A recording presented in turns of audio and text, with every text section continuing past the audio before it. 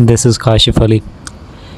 जैसे मैंने पहले ही कहा था, मैंने अगली जो वीडियो बनाई थी उसमें कहा था कि हम डिफरेंट सब्जेक्ट्स को कवर करेंगे इस यूट्यूब चैनल पे। तो मेन फोकस जो हमारा होगा वो इंग्लिश पे होगा।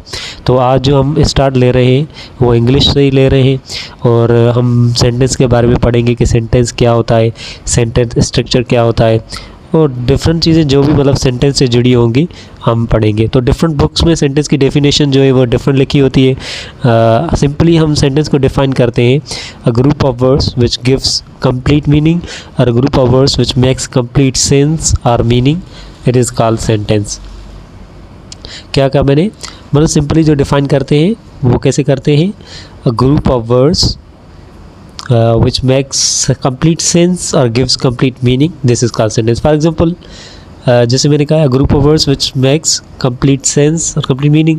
तो एग्जांपल देते हैं, I am doing bachelors in English language teaching. मैं जो है इंग्लिश लैंग्वेज टीचिंग में क्या कर रहा हूँ, बैचलर्स कर रहा हूँ। तो इसमें मतलब हमने डिफरेंट जो है क्या वर्ड्स यूज़ किए हुए हैं। जैसे मैंने पहले आई यूज़ किया, फिर एम यूज़ किया, फिर डूइंग, फिर बैचलर्स, ये सारे लफ्ज़ मिलकर एक सेंटेंस बना रहे हैं। तो हम इसको क्या कहेंगे कि ये क्या हुआ, ग्रुप ऑफ वर्ड्स मिलकर एक सेंटेंस बना। तो सेंटेंस को हमने मज़ीद क्लासीफाई किया हुआ है काइंड्स में, पार्ट्स में और टाइप्स में। अब जो काइंड्स होते हैं सेंटेंस के, हम जो है अभी तो फ़िलहाल लिख लेते हैं, हम आस्ता आस्ता जो है कवर करते रहेंगे, सारे पढ़ते रहेंगे। तो डिफरेंट बुक्स अगर आप पढ़ेंगे तो डिफरेंट मतलब लिखा हुआ होता है कि किस बुक में, जैसे रेनिन मार्टिन हम पढ़ते हैं तो उनमें डिक्लेरेटिव, अजर्टिव, इंटरोगेटिव, ये सारे काइंड्स लिखे हुए हैं। अगर हम प्रैक्टिकल इंग्लिश यूजेज जो माइकल शान का बुक है, अगर हम उसमें पढ़ेंगे तो उसमें हमें ये सेम ही एज अ टाइप्स लिखा हुआ मतलब मिलेंगे। तो ये हमें क्या करना है, हमें जस्ट समझना है इंग्लिश को, हमें इस मतलब कन्फ्यूजन में नहीं जाना कि हमें टाइप्स कहना चाहिए या काइंड्स कहना चाहिए। तो टाइप्स जो होते हैं, काइंड्स जो होते हैं, काइंड्स में हमारा आ जाता है डिक्लेरेटिव या अजर्टिव सेंटेंस आ जाता है, इंट्रोगेटिव सेंटेंस आ जाता है। अब इंट्रोगेटिव सेंटेंस को हमने मज़ीद क्लासीफाई किया है दो मतलब एग्ज़ाम में। एक हमारा आता है सिंगल इंडेड क्वेश्चंस और दूसरा हमारा आता है डबल इंडेड क्वेश्चंस। अब इनको हम दूसरे नेम से भी जानते हैं, जैसे कि हमारा कन्फर्मेटिव क्वेश्चंस होते हैं और इन्फॉर्मेटिव क्वेश्चंस होते हैं। तो जो तीसरा हमारा काइंड है वो है इम्परेटिव सेंटेंस, और चौथा है हमारा एक्सक्लेमेटरी सेंटेंस। और उसके बाद जो आते हैं हमारे पार्ट्स आते हैं, कि पार्ट्स में हमारा सब्जेक्ट, वर्ब, ऑब्जेक्ट, कॉम्प्लीमेंट और एडवर्बियल आ जाते हैं। और टाइप्स में हमारे simple sentence, compound sentence, complex sentence, मतलब सब्जेक्ट, वर्ब, ऑब्जेक्ट, या क्या मैंने बताया कि ये इसको क्या कहते हैं, हम पार्ट्स कहते हैं। सही है, कॉम्प्लीमेंट, एडवर्बियल हो गया। और दूसरे हमारे होते हैं simple sentence, compound sentence, complex sentence, ये टाइप्स होते हैं। तो अब हम जो मेन जो हमारा टॉपिक है वो है आज का सेंटेंस स्ट्रक्चर। सेंटेंस स्ट्रक्चर क्या होता है, तो there are 5 main structures to make a simple statement और सिंपल सेंटेंस। तो 5 मतलब जो है बेसिक जो मेन जो स्ट्रक्चर्स होते हैं एक सिंपल स्टेटमेंट को बनाने के, वो 5 होते हैं। तो इसमें पहला जो हमारा आता है वो आता है सब्जेक्ट वर्ब। सब्जेक्ट और वर्ब मिलकर कैसे सेंटेंस बनाते हैं, जैसे मैंने एग्जांपल किया शी स्माइल्स और व्हाट हैपेंड। तो शी स्माइल्स, शी क्या है, सब्जेक्ट है, और स्माइल्स हमारा क्या है, वर्ब यूज़ हुआ है, और ये कंप्लीट सेंस दे रहे हैं। तो दूसरा हमारा जो स्ट्रक्चर होता है वो क्या होता है, सब्जेक्ट, वर्ब और ऑब्जेक्ट।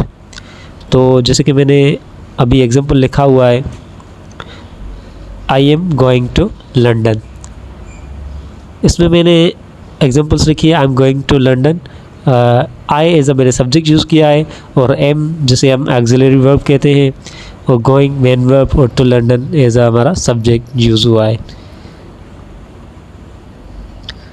तो टू लंदन जैसे मैंने पढ़ा। और दूसरा जो हमने सेंटेंस लिखा हुआ है, she is going, she is learning English, वो इंग्लिश सीख रही है। तो ऐसे ही मतलब एग्जांपल्स होते हैं। अब तीसरा जो है वो है सब्जेक्ट वर्ब कॉम्प्लीमेंट। तो शी इज़ वेरी इंटेलिजेंट और he is a nice boy. तो जो कॉम्प्लीमेंट होती है हमें कैसे पता चलना चाहिए कि मतलब कॉम्प्लीमेंट को हमें कैसे डिफ़ाइन करना है, कॉम्प्लीमेंट कैसे हमें ये पता चला है कि इस सेंटेंस में कॉम्प्लीमेंट यूज़ हुआ है। तो कॉम्प्लीमेंट को जानने के लिए the complement can be an adjective, या तो वो कॉम्प्लीमेंट जो होती है वो एडजेक्टिव हो सकती है हमारा। एग्जांपल जैसे मैंने लिखा हुआ है, शी इज़ वेरी ब्यूटीफुल, और दूसरा नाउन फ्रेज भी हो सकती है complement, the complement noun phrase भी हो सकती है। और आगे मतलब हम डिफ़ाइन करते हैं इसको मज़ीद, the complement often comes after be verbs. क्या complement often comes after be verbs, be verbs में हमारा इज़, एम, आर एक्सेट्रा जो भी बी वर्स है उनके बाद ही कॉम्प्लीमेंट आती है। और it can also comes after some verbs just like appear हो गया, बिकम हो गया, गेट, फील, लुक, सीम, और स्ले और साउंड एक्सेट्रा, सॉरी स्टे। तो चौथा जो हमारा स्ट्रक्चर है वो है सब्जेक्ट, वर्ब एंड एडवर्बियल। तो जैसे मैंने एग्जांपल लिखा हुआ है, I read this book in silence. In silence हमारा एज क्या हुआ है, एडवर्बियल यूज़ हुआ है। और she ate her breakfast very quickly. तो हमें ये पता है an adverbial can be a prepositional phrase और एन एडवर्ब। तो जो हमारा एडवर्बियल होता है वो या तो एडवर्ब होगा और या प्रीपोजिशनल फ्रेज होगा। और पांचवा जो स्ट्रक्चर है वो हमारा सब्जेक्ट, वर्ब, ऑब्जेक्ट, ऑब्जेक्ट। अब इसे हम कहते हैं I gave her some flowers. मैंने जैसे मिसाल लिखा हुआ है, I gave her some flowers, मैंने उसे कुछ फ्लावर्स दिए। हर और सम फ्लावर्स दोनों हमारे यहाँ पे ऑब्जेक्ट हैं, एक हर ऑब्जेक्ट और दूसरा फ्लावर्स हमारा ऑब्जेक्ट और यूज़ हुआ है। और जैसे दूसरा मैंने सेंटेंस लिखा है, Ali send me an email. Ali ने मुझे ईमेल सेंड की। तो we use two objects after verbs like give and send. तो जो हम टू ऑब्जेक्ट्स यूज़ करते हैं एक सेंटेंस में, दो ऑब्जेक्ट्स जो हम यूज़ करते हैं वो ऑफन गिव और सेंड के बाद ही यूज़ करते हैं। तो इंशाल्लाह आगे जो भी हमारा टॉपिक होगा उसके लिए ये पूरा हो गया। और आगे जो भी हमारा टॉपिक होगा हम इंशाल्लाह हम कोशिश करेंगे कि हम काइंड्स ऑफ सेंटेंसेस पढ़ेंगे। तो thank you very much for your kind